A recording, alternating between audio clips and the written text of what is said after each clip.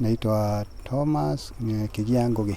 Na Ngugi, naona kwamba tumeweza kufika katika shamba lako pengine mawili matatu. Naona kwamba umepanda vitu vingi sana. Mbona umeweza kuchanganya mimea mbalimbali? Intercropping nimeona ni ya muhimu, sababu ukitegemea mmea moja, ukimaliza mazao unagoja mpaka ile mazao mengine ndio uweze kupata hela. Na tujue tumeifanya ikiwa kilimo biashara, tunaweza kurotate pesa. Zinaenda kwa muda, zinarudi kwa kupitia mmea nyingine. Ndio. Na mawili matatu tuambie basi, naona kwamba unatumia mbinu hipi kwanza kuona kwamba kwa kweli shamba hili limeweza kuimarika? Kwanza ni kujitolea. Pili, kufuatilia madini ambayo mmea unahitaji. Aidha kama ni dawa na nini, dawa tunajaribu kung'ang'ana na zile zinaitwa organic ndio ziweze kusaidia mmea na hata afya ya mtu. Baada ya hapo ikuwa inanawiri kwa muda mrefu bila kushinda na tulisema shida ilitoka kwa dawa fulani. Na sasa tuzungumzie upande wa mnaita ni dragon fruit. Yes. Mawili matatu tuambie upanzi wake uko namna gani? Dragon katika hii shamba ndio hata imekuwa mmea unaonekana ndio uko kwa wingi, na ni sababu ya faida yake hata kwa mwili. Na hata bali na faida, hata jinsi ya kupanda ni rahisi sana. Kitu ya muhimu ni kuwe na post, starting post. Baada ya hapo kuegemeza mimea.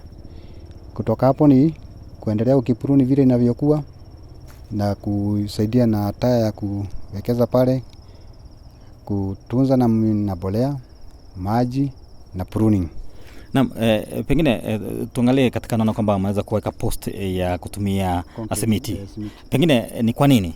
Ya muhimu ni kuwa mmea unaweza ishi kwa muda mrefu, 40 years hata 50s, na ukiweka hii post nyingine ya miti itadhiriwa na mchwa na inaweza adhiriwa na rotting ya maji, ikianguka itaangusha hata mmea wako.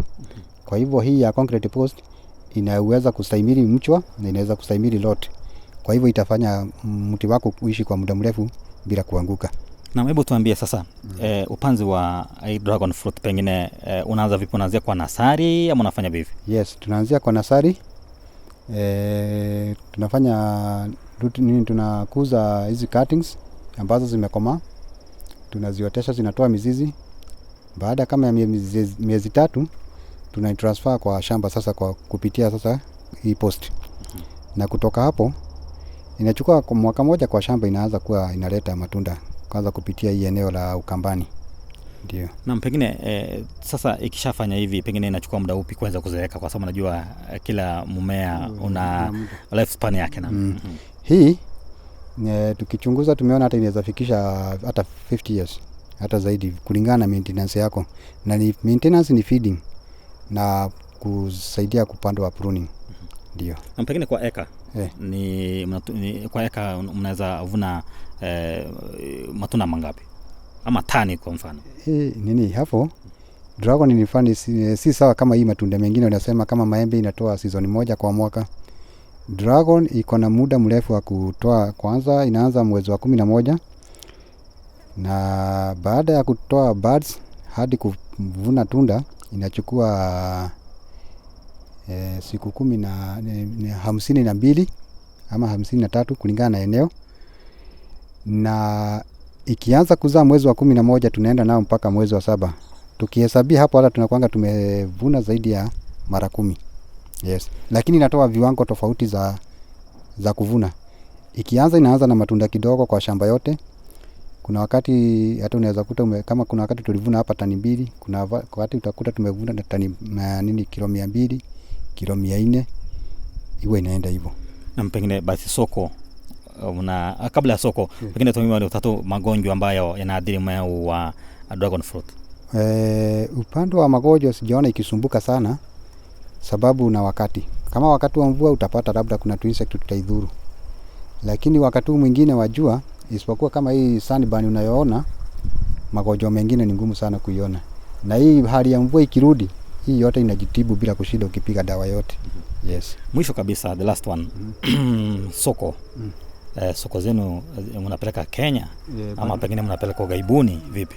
Okay, soko zetu kwa sasa hivi tuko local market, lakini tunaenda tukijaribu kuangalia hata soko za nje. Na soko za nje zinatakia tukue tumelima kwa wingi, sababu tukiitishwa mtu mmoja atalemewa, lakini watu wakiungana wakiwa wengi wataweza kufeed hiyo soko ambayo itapatikana kwa nje. Na mwito wako ni upi kwa wale wakulima ambao wangetaka kuweza kuchangamkia kilimo cha matunda haya? Ningewaambia waharakishe, sababu hapa kuna kitu imejificha hapa ambayo itatengeneza mfuko na afya ya mtu. Mara nyingi hata mtu akiangojeka unaenda kupata naandikiwa madawa. Shamba tuko nazo matunda nini, ukiandikiwa matunda unakuta ukienda kununua unasema iko bei ghali. Lakini ukiwa uko nayo hata miti kadhaa ya kufaidi kwanza wewe, hata ukieleza mwingine atakuweza kuelewa vile unamaanisha.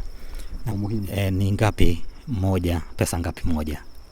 Hiyo kunategemea na nini. Kama kwa saa hii Kenya watu wamepanda panda. Kwa hivyo unapata soko, tukipatana soko kwa wingi utapata bei imepungua. Lakini wakati unapata soko ni matunda ni kidogo na bei inapanda. Kwa hivyo haijasimamia mahali pamoja. Lakini approximately hivi pengine. Kama hapa hata wakati mwingine tunauza 600 kwa kilo. Yes. Asante sana. Karibu.